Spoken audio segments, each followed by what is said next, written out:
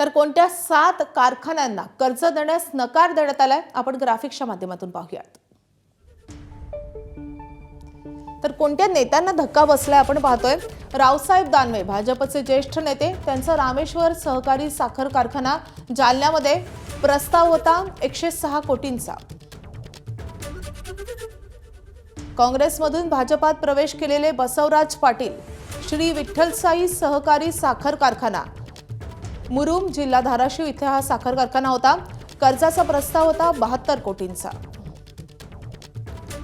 राष्ट्रवादीचे अशोक पवार, रावसाहेब दादा पवार घोडगंगा सहकारी साखर कारखाना पुण्यामध्ये आहे, प्रस्ताव होता 184 कोटीचा।